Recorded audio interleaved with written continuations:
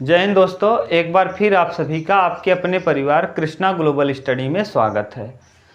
बच्चों, हम लोग पढ़ रहे थे प्रश्नावली 6A। 6A अवकलन का अनुप्रयोग है प्रश्नावली, और यह प्रश्नावली परीक्षा के दृष्टिकोण से इम्पोर्टेंट है। इसमें हम लोगों ने 18 प्रश्नों को कर लिया था। इस वीडियो में हम लोग प्रश्नावली 6A के 19 प्रश्न से स्टार्ट करेंगे और आज 6A को हम कंप्लीट कर लेंगे। दूसरी बात बच्चों, यदि आप चैनल पे नए हैं तो चैनल को सब्सक्राइब कर लीजिए और बेल आइकन को दबा दीजिए, जैसे टाइम टू टाइम आपको नोटिफिकेशन मिलता रहे, जिससे आपका इंटर का मैथ बेहतर आपको आ सके। और अगर आपके घर में कोई छोटा लड़का है जो हाई स्कूल का पढ़ना चाहता है तो उसको भी बताइए, यहाँ हाई स्कूल का भी पढ़ाया जाता है। हम लोग किताब पढ़ रहे हैं डॉक्टर हरस्वरूप शर्मा। डॉक्टर हरस्वरूप शर्मा की किताब पढ़ने से क्या फ़ायदा है? आपका एनसीईआरटी जितना भी प्रश्न है सब इसमें दिया गया है और साथ में इसमें बेहतर तरीके से टाइप वाइज दिया है, जिससे आपको कोई परेशानी नहीं होगी। तो चलिए अब हम लोग स्टार्ट करते हैं प्रश्न संख्या 19 से। क्या दिया है प्रश्न संख्या 19 में? एक गुब्बारा जो सदैव गोलाकार रहता है का व्यास। देखिए दिया है, ये गुब्बारा है, ये मान लीजिए कोई गुब्बारा है, गोलाकार होता है गुब्बारा, ये इसकी त्रिज्या मान लीजिए r है। ये कह रहा है जो सदैव गोलाकार रहता है, इसका व्यास दिया है, यानी दिया है इसमें क्या दिया है बच्चों? दिया है व्यास, दिया है व्यास। इसका दिया क्या है? व्यास दिया है बच्चों, व्यास दिया है 3/2, 2x + 1, ये दिया है व्यास। इसमें पूछ क्या रहा है? 2x + 1, x के सापेक्ष आयतन के परिवर्तन की दर ज्ञात करें। कह रहा है कि x के सापेक्ष आयतन में परिवर्तन की दर। नहीं दिख रहा है, थोड़ा सा ऊपर कर दे रहे हैं बच्चों, यहाँ दिख नहीं रहा है, अब ठीक है, ठीक अब दिखने लगा। तो कह रहा है एक गुब्बारा जो सदैव गोलाकार रहता है उसका व्यास दिया है। कह रहा है इसमें इसके आयतन में परिवर्तन की दर ज्ञात करें।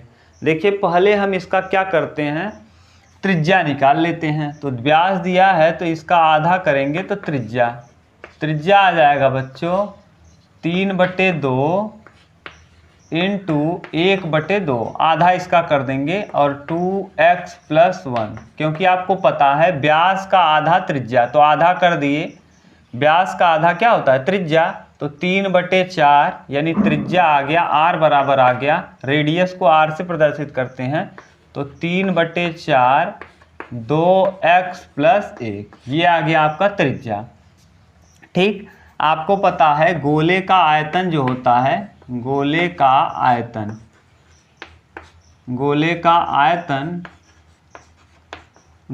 आयतन v बराबर 4/3 πr³ होता है। ठीक, ये तो यहाँ करेंगे हम गोले का आयतन बराबर, गोले का आयतन बराबर 4/3 πr³। ठीक, ये है बच्चों आयतन। r की जगह दिया है 3/4, तो यहाँ पुट करेंगे तो 4/3 पाई, r का मान आपको पता है, r का मान है 3/4 2x + 1 का क्या होल क्यूब। देखिए r के स्थान पे हमने पुट कर दिया इतना, और इसका क्यूब है तो क्यूब, ये ठीक से हो जाएगा 4/3 पाई × 3 का क्यूब, 3 त्रिका 9 त्रिक 27, 4 का क्यूब 64, और यहाँ आ जाएगा 2x + 1 का क्या क्यूब, 3 9 27 और 16 चौका 64। यहाँ आ जाएगा आयतन v बराबर, इधर दिख रहा होगा तो यहाँ से देखिए v बराबर, देखिए 9 π/16, 9 π/16 और 2x + 1 का क्या क्यूब। इतना आप नोट करिए बच्चों, फिर हम लोग आगे इसको देखते हैं।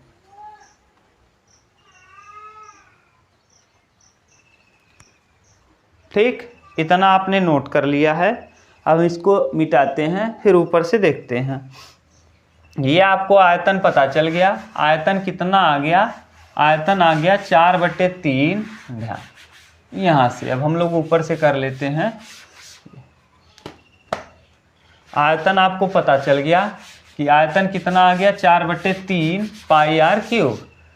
तो यहाँ आ गया v बराबर 9/16 पाई 2x+1 का क्यूब। अब हम करेंगे क्या? t के सापेक्ष अवकलन करने पर, तो t के सापेक्ष अवकलन करने पर, t के सापेक्ष अवकलन करने पर अभी आपको फिर से बता दिए बच्चों कि जो भी परिवर्तन होता है समय के सापेक्ष, ये इसमें दिया है प्रश्न में, आपसे पूछा है कि आयतन में परिवर्तन की दर ज्ञात करें। तो आयतन बदलेगा तो समय के सापेक्ष बदलेगा, इसलिए हम इसका समय के सापेक्ष अवकलन करेंगे। जब समय के सापेक्ष इसका अवकलन करेंगे तो ये हो जाएगा dv/dt। इधर आ जाएगा 9/16 पाई, ये गुणांक में है, इतना ही रहेगा। इसका अवकलन करेंगे तो ये हो जाएगा 3x के पावर nx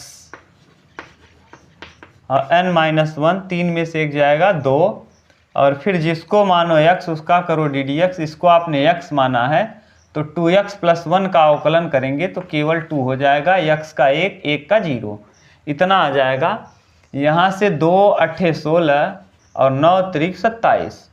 dv/dt बराबर 9×3 = 27/8 पाई, और यहाँ 2x+1 का होल स्क्वायर। ये आयतन है तो सेंटीमीटर क्यूब प्रति सेकेंड। मीटर में अगर दिया होगा तो मीटर क्यूब प्रति सेकेंड, और सेंटीमीटर में दिया होगा तो सेंटीमीटर क्यूब प्रति सेकेंड। ये है प्रश्न का फाइनल आंसर। इसका स्क्रीनशॉट ले लीजिए और उत्तर आप मिला लीजिए। देखिए ये प्रश्न संख्या कौन था? ये प्रश्न संख्या था 19, प्रश्नावली 6A। 6A का प्रश्न संख्या 19 मिला लीजिए आप। डॉक्टर हरस्वरूप शर्मा, अगर इससे आप पढ़ते हैं तो आपका ये तो कंप्लीट होता ही है, साथ में साथ NCERT और बालाजी भी कंप्लीट हो जाता है। ये प्रश्न संख्या 19 का उत्तर आया है बच्चों 27 पाई/8, 27 पाई/8 2x+1 का होल स्क्वायर। ये आ गया उत्तर। ठीक, ये था बच्चों प्रश्न का फाइनल आंसर। इसको उतार लीजिए, फिर हम लोग करते हैं प्रश्न संख्या 20।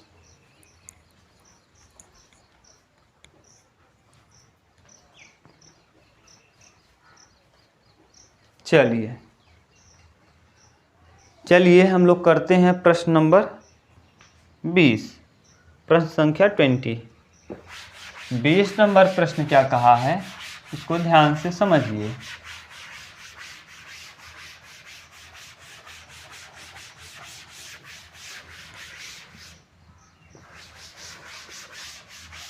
प्रश्न नंबर 20 में जो दिया है इम्पोर्टेंट है थोड़ा सा, देखिए क्या कह रहा है कि एक आयत की लंबाई x में 2 सेमी प्रति मिनट की दर से ह्रास हो रहा है। देखिए मान लीजिए एक आयत है, ये इस तरीके से ABCD एक आयत है।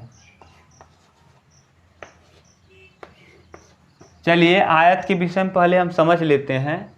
ऐसा चतुर्भुज जिसके आमने सामने की भुजाएं क्या हों? बराबर हों, तथा ऐसा चतुर्भुज जिसके आमने सामने की भुजा बराबर हो, दोनों विकर्ण बराबर हों, तथा ये 90 डिग्री का कोण बनाता हो, तो ऐसे चतुर्भुज को हम आयत कहते हैं। ठीक, इसमें दिया है इसकी लंबाई x मान लीजिए, ये कहा है प्रश्न में, और इसकी चौड़ाई को आप मान लीजिए y। ये लंबाई है और ये क्या है? चौड़ाई। x लंबाई है और y चौड़ाई है। आयत का क्षेत्रफल होता है बच्चों, आयत का क्षेत्रफल, आयत का क्षेत्रफल होता है L × B। लंबाई गुणे चौड़ाई। और आयत का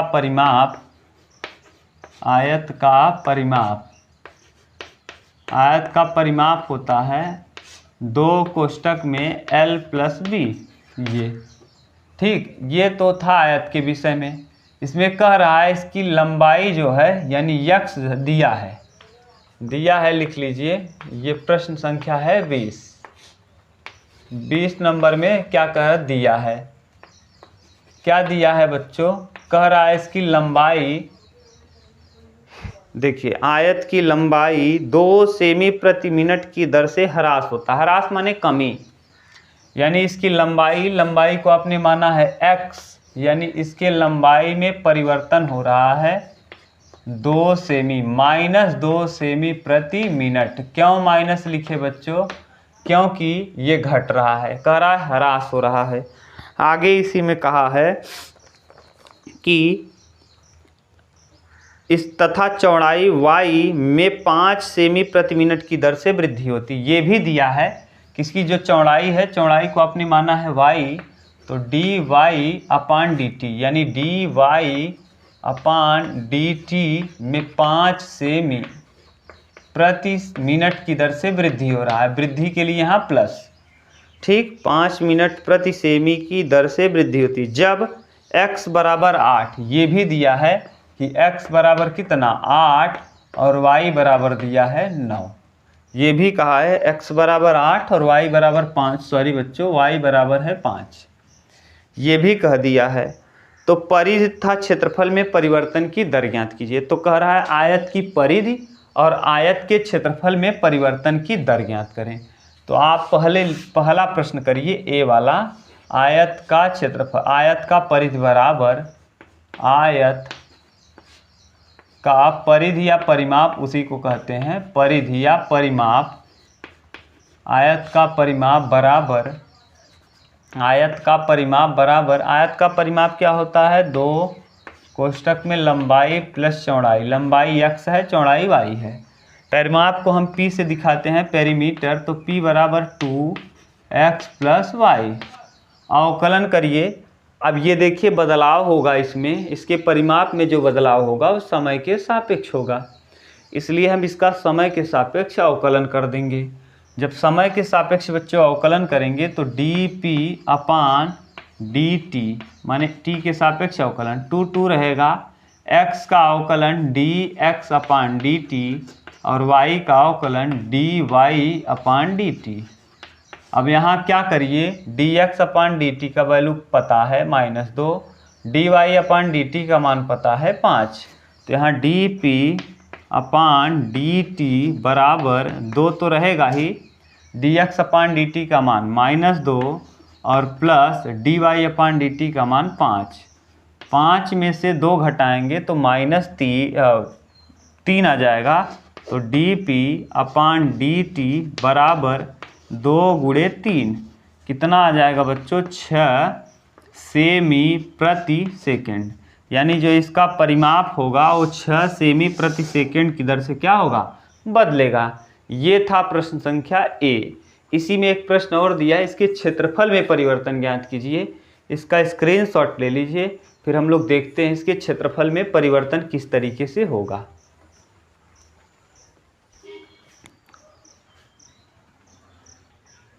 चलिए, आपने स्क्रीनशॉट ले लिया होगा। अब हम लोग करते हैं इसके क्षेत्रफल में परिवर्तन। अभी हमने परिमाप देख लिया, अब बी वाला है कि क्षेत्रफल में परिवर्तन, बाकी सब वही रहेगा। यहाँ हम लोग क्षेत्रफल कर देंगे जहाँ परिमाप किए थे, ठीक। तो कर लीजिए, परिमाप की जगह क्या करना है? क्षेत्रफल। चलिए अब लिखेंगे बी वाला प्रश्न। इसी में बी नंबर है, आयत का क्षेत्रफल, आयत का क्षेत्रफल बराबर, आयत का क्षेत्रफल बराबर L × B, लंबाई गुणे चौड़ाई, यानी लंबाई गुणे क्या? चौड़ाई। आयत का क्षेत्रफल होता है लंबाई गुणे चौड़ाई। अब यहाँ क्षेत्रफल को हम दिखाएंगे A से, यानी एरिया, और लंबाई दिया है x और चौड़ाई है क्या? y। यहाँ 2 फलन हैं, ये प्रथम और ये द्वितीय। अब t के सापेक्ष क्या करेंगे? अवकलन। फिर बता दे रहे हैं जो क्षेत्रफल में परिवर्तन होगा बच्चों वो किसके सापेक्ष होगा, ये होगा समय के सापेक्ष, क्योंकि समय के सापेक्ष ही कोई चीज़ बदलती है। यानी अब इसका हम क्या करेंगे, समय के सापेक्ष यानी t के सापेक्ष क्या कर देंगे, अवकलन। तो t के सापेक्ष अवकलन करने पर, जब t के सापेक्ष क्या करेंगे, अवकलन करने पर, अब t के सापेक्ष अवकलन करेंगे तब क्या हो जाएगा, dA, यहाँ से dA अपान dt बराबर प्रथम यानी x द्वितीय का अवकलन y का अवकलन dy बाई dt धन द्वितीय का मतलब y प्रथम यानी ये प्रथम है ये द्वितीय है, तो प्रथम x द्वितीय का अवकलन धन द्वितीय माने y प्रथम का अवकलन x का अवकलन dx अपान dt। यहाँ से पुट कर देंगे तो dA अपान dt बराबर x का मान दिया है बच्चों 8, dy बाई dt का मान आपको पता है 5, प्लस y का मान आपको दिया है 5 और dx अपान dt का मान है -2। तो यहाँ से 8 पंचे 40 यानी यहाँ आ जाएगा dA अपान dt बराबर 40 माइनस 5 दूना 10, माइनस में 10 होगा क्योंकि 5 का गुणा -2 में करेंगे तो -10। यहाँ से ऊपर देख लीजिए dA अपान dt बराबर 40 में से 10 जाएगा 30 और ये 30 आएगा सेंटीमीटर स्क्वायर प्रति सेकंड। क्यों सेंटीमीटर स्क्वायर प्रति सेकंड आया, क्योंकि क्षेत्रफल हमेशा वर्ग मीटर में होता है या सेमी में या मीटर में, तो जो भी दिया रहेगा यूनिट वो। तो ये है प्रश्न का फाइनल आंसर। इस तरीके से ये प्रश्न संख्या 20 कंप्लीट हुआ। इसका आप स्क्रीनशॉट लीजिए बच्चों, फिर हम लोग करते हैं प्रश्न संख्या 21।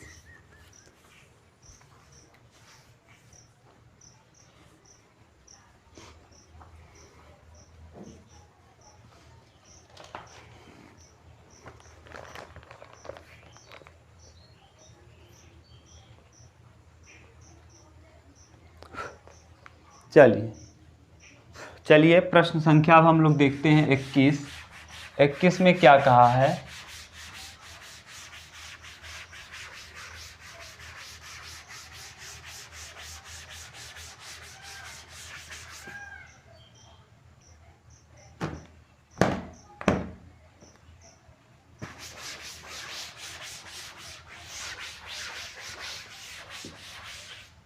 चलिए 21 नंबर प्रश्न कह रहा है, एक किसी उत्पाद x इकाइयों के विक्रय मूल्य कुल प्राप्त आय रुपए में rx बराबर 13x स्क्वायर प्लस 26x और प्लस 5 से प्रदत्त है। सीमांत आय ज्ञात कीजिए जब x बराबर 7 है। x बराबर 7 दिया है और सीमांत आय पूछा है। देखिए बच्चों, अगर इसमें दिया है, ठीक, इसमें कहा है कि ये जो है प्राप्त रुपए में कुल आय rx रुपए में है, ये कुल आय है रुपए में, इसका सीमांत आय पूछा है। अब जब भी आपसे सीमांत पूछेगा बच्चों, सीमा का अंत यानी सीमांत आय जब भी कहेगा, इतना जानते रहिए आय, सीमांत आय का मतलब ही होता है अंतिम मूल्य। अंतिम मतलब एक बार अवकलन यानी r' का मान। जब भी सीमांत आय कहेगा यानी एक बार क्या कर देना है, अवकलन, और किसके सापेक्ष, समय के सापेक्ष। समय के सापेक्ष एक बार अवकलन कर देंगे तो आपको सीमांत आय प्राप्त हो जाएगा। इसका सीमांत आय निकालेंगे तो t के सापेक्ष क्या करेंगे, अवकलन, तो t के सापेक्ष क्या करने पर, अवकलन करने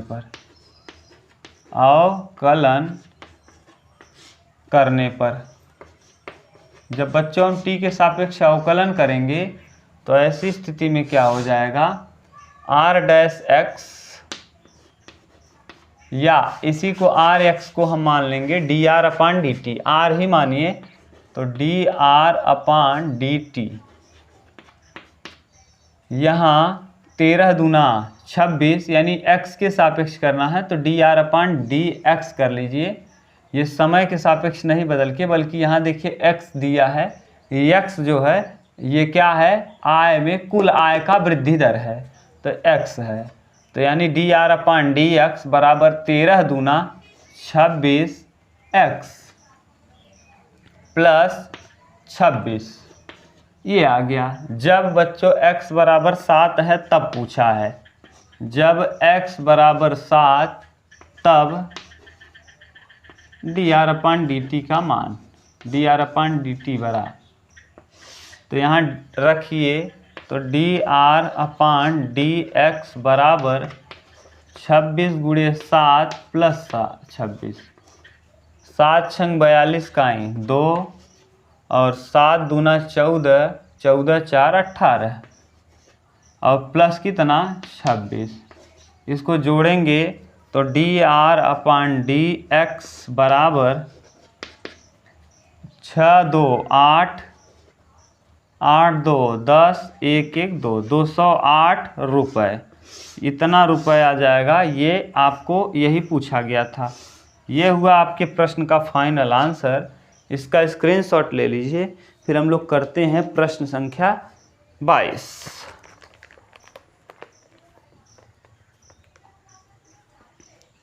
एक बार मिला भी लीजिए उत्तर इसका, 21 नंबर में कितना उत्तर आया है एक बार आप मिला लीजिए ना। उत्तर को आप मिला लिया करिए, क्योंकि हो सकता है बच्चों गलत हो जाए। क्यों? क्योंकि अकेले कमरे में पढ़ाना और कैलकुलेशन अकेले करना, थोड़ा सा बच्चे अगर साथ में रहते हैं तो कैलकुलेशन में गड़बड़ होने का चांस नहीं रहता। दिमाग है, ऐसे तो गलती नहीं होगी लेकिन फिर भी गलती हो सकता है। तो आप एक बार उत्तर चेक कर लिया करिए बच्चों, या फिर आप देख लिया करिए, कहीं गलती हो तो आप उसको मैनेज कर लिया करिए। गलती नहीं होती लेकिन फिर भी बच्चों मानव का दिमाग है, ये ज़रूरी नहीं है कि एकदम 100% सब कुछ सही आ जाए। ठीक, तो ये था 20 नंबर, प्रश्न संख्या 21, 208 रुपये। ठीक आया है, ये उत्तर सही है। इसका स्क्रीनशॉट ले लीजिए। अब तब हम लोग करते हैं प्रश्न संख्या 22।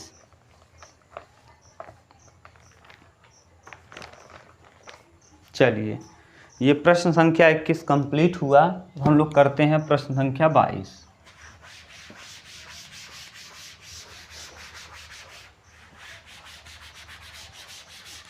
22 नंबर क्या दिया है, यही बिल्कुल सेम प्रश्न है, तो इसलिए 22 नंबर भी हम कर लेते हैं जल्दी से। 22 नंबर में करा किसी उत्पादन की x इकाई के विक्रय मूल्य से प्राप्त होने वाली कुल आय Rx, कुल आय फिर दिया है 22 नंबर में, फिर से कुल आय दिया है, यानी Rx बराबर टोटल इनकम दे दिया है 5x square plus 35 x plus 7, ये है प्रदत्त है। जब x बराबर 7, x बराबर यहाँ कितना दिया है 7, तो सीमांत आय ज्ञात कीजिए। जहाँ सीमांत आय से हमारा तात्पर्य किसी क्षण विक्रय की गई वस्तुओं के सापेक्ष संपूर्ण आय में परिवर्तन की दर है। ठीक, ये दुनिया भर का जो लिखा है इसका कुछ मतलब नहीं है, डायरेक्ट मतलब है सीमांत आय। अभी आपको बताए थे सीमांत आय का मतलब ही होता है कितनी बार अवकलन, एक बार अवकलन, यानी r डैश x, और r डैश x करेंगे तो ध्यान से देखिए बच्चों क्या हो जाएगा।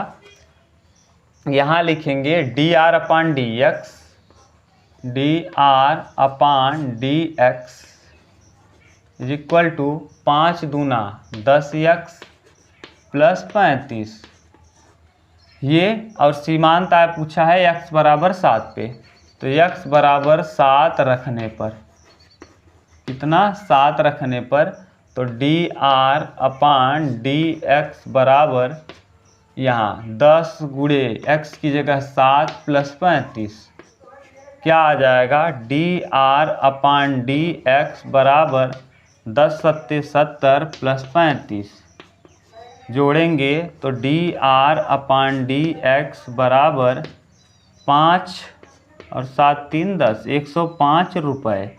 यानी कितना रुपए आ जाएगा सीमांत आय 105। ये है प्रश्न संख्या 22 का आंसर। इसका स्क्रीनशॉट ले लीजिए।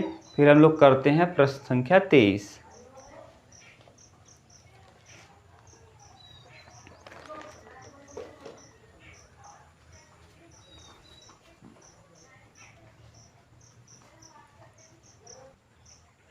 चलिए अब हम लोग देखते हैं प्रश्न संख्या 23।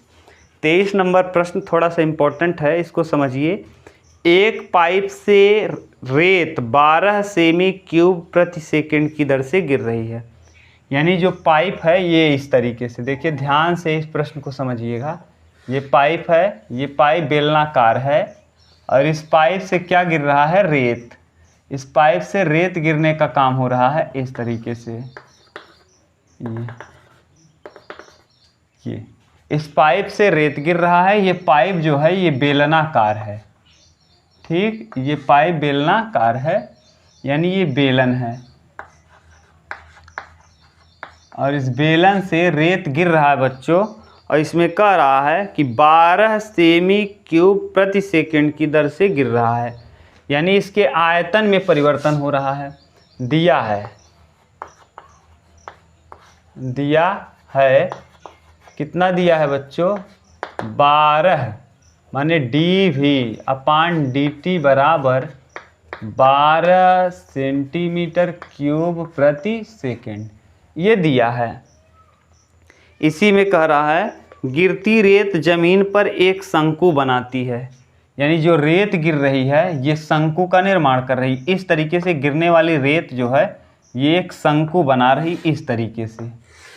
ये उल्टा शंकु, सीधा शंकु, कुछ भी बना सकता है। ये गिरता हुआ रेत जो है ये इस तरीके का शंकु का निर्माण कर दे रहा है, ठीक। ये है क्या? एक शंकु बना दिया। ये रेत गिर करके एक शंकु का निर्माण कर दिया है। ये पूरा इस तरीके का शंकु बना दिया है, ठीक। इसी में कह रहा है जिसकी ऊंचाई सदैव आधार की त्रिज्या का छठा भाग। यानी अगर इसकी त्रिज्या हम मान लेंगे, यानी इसको अगर हम मान लें यहाँ से यहाँ तक बच्चों r, इसकी त्रिज्या अगर हम मान लें क्या? r, तो ये r जो है आधार के ऊंचाई का छठा भाग है। तो जो है त्रिज्या उसकी ऊंचाई, देखिए यहाँ कह रहा है शंकु बनाती है जिसकी ऊंचाई सदैव आधार की त्रिज्या। ये इसकी ऊंचाई जो है यानी h जो है आधार की त्रिज्या का छठा भाग है। यानी हम r बराबर लिख सकते हैं 6h। r बराबर कितना? 6h। ये भी दिया है, क्या दिया है? h बराबर r/6, यानी r बराबर हम लिख सकते हैं 6h, ठीक। ये दिया है। ये हमने जो बनाया है ये सब कुछ दिया है। इसमें और कह रहा है बच्चों कि छठा भाग है रेत से बने शंकु की ऊंचाई, या रेत से बने शंकु की ऊंचाई की दर किस दर से बढ़ रही है जबकि ऊंचाई 4 सेमी है। ये भी दिया है कि h बराबर कितना? 4 सेमी। आपसे पूछा है dH/dt बराबर वाट। तो शंकु में पूछा है तो आप लिखिए बच्चों शंकु के आयतन में परिवर्तन भी दिया है। तो आपको पता है शंकु का आयतन बराबर होता है, आयतन बराबर आपने हाई स्कूल में पढ़ा होगा 1/3 पाई r²h। तो आयतन को हम लिखेंगे किससे? v। तो v बराबर 1/3 पाई r²। r को बच्चों हमको परिवर्तन देखना है h में, तो r को हमको बदल देना है h के पदों में, क्योंकि परिवर्तन पूछा है ऊंचाई में तो हमको त्रिज्या से कोई मतलब नहीं है। इसलिए त्रिज्या की जगह पर जहाँ जहाँ r दिया है वहाँ हम पुट कर लेंगे h। तो देखिए r² है और r बराबर आपको पता है 6h, तो यहाँ लिख देंगे 6h का होल स्क्वायर और बाहर में क्या है? h। तो इसको करेंगे क्या? v बराबर 1/3 पाई और यहाँ 6 का वर्ग 36 h² इंटू h। इसका गुणा करेंगे तो v बराबर 3 से घटा दीजिए, 12 तिहाई 36, तो ये हो जाएगा 12, देखिए 12 पाई देखिए 3 का गुणा 36 में, 3 का भाग 36 में 12, 12 का पाई में गुणा करेंगे 12 पाई और h स्क्वायर और h की पावर 1 h क्यूब। ये अब इसके परिवर्तन की दर ज्ञात किया है तो t के सापेक्ष क्या करने पर, t के सापेक्ष अवकलन करने पर, t के सापेक्ष अवकलन करने पर ये प्रश्न एक बार पूछा है बच्चों, इसलिए ध्यान दीजिएगा। t के सापेक्ष हम इसका अवकलन करेंगे, नीचे दिख रहा है, ठीक यहाँ तक दिख रहा है। अब इसका अवकलन करिए, तो जब अवकलन करेंगे तो यहाँ से हम लिख रहे हैं v का अवकलन dv अपान dt बराबर 12 पाई तो ऐसे ही रहेगा, 12 पाई सेम रहेगा और इनटू h क्यूब का करेंगे तो 3h स्क्वायर और dh अपान dt। ये देखिए फिर से बता दे रहे हैं, वहाँ तक दिख रहा है, पहले देख लें, ठीक है दिख रहा है। भी अवकलन v का करेंगे तो dv अपान dt, क्योंकि t के सापेक्ष कोई भी चीज़ बदलता है, शुरू से हम बताते आ रहे हैं। तो dv अपान dt 12 पाई सेम रहेगा, h क्यूब का अवकलन 3h स्क्वायर और h का करेंगे तो dh अपान dt। आपको पता है dv अपान dt का मान दिया है, dv अपान dt बराबर 12 है, तो यहाँ पुट करेंगे 12 बराबर 12 pi into 3h square dh अपान dt। यहाँ 12 से 12 कैंसिल हो जाएगा। यहाँ देखिए h का मान दिया है 4, तो 4 का वर्ग करेंगे तो आगे देखिए यहाँ से इतना उतारिए, तब हम लोग आगे देखते हैं, आएगा नहीं अभी। ठीक, तो अब यहाँ से आगे हम लोग इधर कर लेते हैं, इधर से मिटा के यहाँ। ठीक, देखिए क्या हो जाएगा, यहाँ 1 आ जाएगा, इधर 1 बराबर यहाँ 3 पाई h स्क्वायर dh अपान dt। ये 3 बचा था, यहाँ पाई था, h स्क्वायर है, dh अपान dt है। 3 पाई को 3 पाई रखेंगे, h का मान दिया है, h का मान कितना दिया है बच्चों 4, तो h की जगह 4 रखिए, तो 1 बराबर 3 पाई और 4 का क्या होल स्क्वायर dh अपान dt। तो 4 चौक 16, 16 तियाँ 48, 48 पाई आ जाएगा बटे में, तो dh अपान dt बराबर 1 बटे, देखिए ये इतना आएगा 48, जब इसको बटे में भेजेंगे तो 1 बटे 48 पाई, ये इतना आ जाएगा। और ऊंचाई है तो सेमी प्रति सेकंड, यह आ जाएगा सेमी प्रति सेकंड। ये था प्रश्न का फाइनल आंसर, उतार लीजिए और आंसर भी मिला लीजिए एक बार। आंसर क्या है देख लीजिए एक बार। प्रश्नावली 6A प्रश्न संख्या 22 का आंसर, 23 का, सॉरी ये प्रश्न संख्या कौन सा है, ये प्रश्न संख्या है 23। ठीक, हर्ष स्वरूप शर्मा 6A प्रश्न संख्या 23, 1/48 पाई सेमी प्रति सेकंड। ये है फाइनल आंसर, इसका स्क्रीनशॉट ले लीजिए। फिर हम लोग कर लेते हैं लास्ट प्रश्न इस प्रश्नावली का, प्रश्न संख्या 24।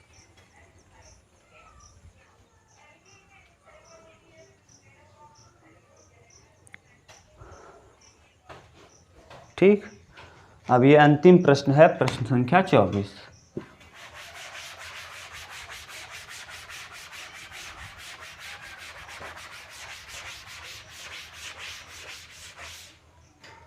प्रश्न संख्या 24 क्या दिया है, एक वस्तु x इकाइयों के उत्पादन का कुल लागत दिया है 24 नंबर में। टोटल कुल लागत Cx बराबर, कुल लागत माने कितना आपने लगाया है 0.007 x क्यूब, फिर माइनस 0.003 x स्क्वायर और प्लस 15x और प्लस 4000 से प्रदत्त सीमांत लागत ज्ञात कीजिए जबकि 17 इकाइयों का उत्पादन किया गया है। x बराबर ये भी दे दिया है 17, x बराबर दिया है कितना 17, और पूछा है सीमांत लागत। आपको 3 बार बता दिए, तीसरा प्रश्न होगा। जब भी सीमांत लागत पूछे तो आपको क्या करना है, एक बार अवकलन कर देना है, यानी c डैश x निकाल लेना है, बस आपका उत्तर आ जाएगा। तो x के सापेक्ष अवकलन कर दीजिए, तो यहाँ हो जाएगा dc/dx बराबर 7 त्रिक 21 यानी 0.021 x स्क्वायर माइनस 3 दूना 6 0.006 x और यहाँ प्लस 15। x बराबर कितना है 17, x बराबर 17 रखने पर जब x की जगह 17 रखेंगे तो dc/dx बराबर 0.021 और इंटू 17 का वर्ग, 17 में 289 और माइनस 0.006 इंटू x की जगह है 17 और प्लस क्या 15। गुणा करिए तो 21 का गुणा 289 में करेंगे तो इधर कर लीजिए 289 और गुणे में क्या 21, 1 9 9, 1 8 8, 1 2 2, 2 9 18 और 8 दूना 16, 9 दूनी 18 8, 8 दूना 16 1 17 और 2 दूना 4 4 और 1 5, कितना आ जाएगा 9 8 8 16 का 6, 7 2 9, 7 2 9 1 10 का 0, 5 1 6, 60 69 यानी कितना आ जाएगा dc/dx बराबर 0 पॉइंट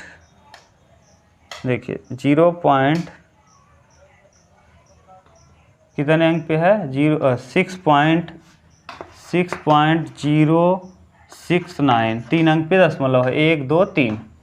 ठीक, अब फिर आगे कितने का गुणा करना है, आगे भी गुणा करना है 17 का गुणा 6 में, 17 × 5 = 85, 17 × 6 = 102 यानी माइनस 0.102 और प्लस में क्या 15, 17 × 6 = 102, 3 अंक पे दशमलव। अब यहाँ से घटाइए, देखिए 9 में से 2 जाएगा 7 यानी dc/dx बराबर 9 में से 2 घटाएंगे 7, 6 में से 0 6, 10 में से 1 9 और यहाँ 5 दशमलव इतना प्लस 15। अब आ जाएगा कितना 15 और 5 20 यानी dc/dx बराबर 20.967 यानी 21 के समथिंग इतना रुपए आ जाएगा क्या सीमांत लागत। ये है प्रश्न संख्या 24 का उत्तर। एक बार आप मिला लीजिए 24 नंबर का उत्तर कितना होगा।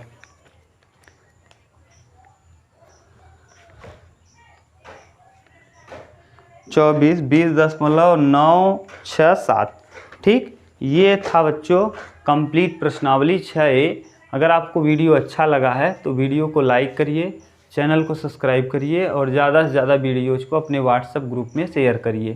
थैंक यू बच्चों, मिलते हैं नेक्स्ट वीडियो में, तब तक आप लोग पढ़ाई करिए। मिलते हैं नेक्स्ट वीडियो में, तब तक के लिए thank you, take care, bye bye.